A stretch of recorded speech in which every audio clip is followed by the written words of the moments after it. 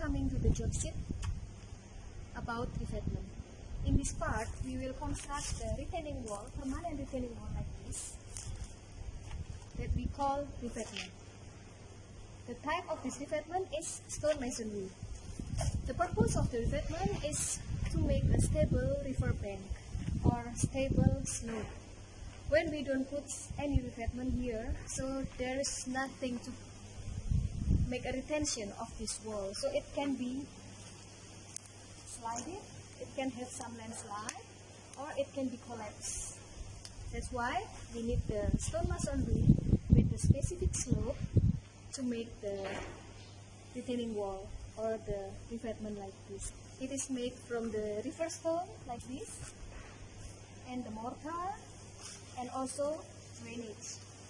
And finally, we need to make the fine plastering to put in the top of the revetment like this.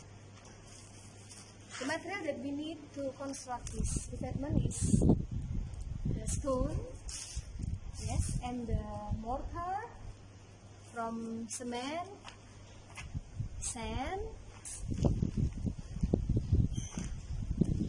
The slope here has an angle.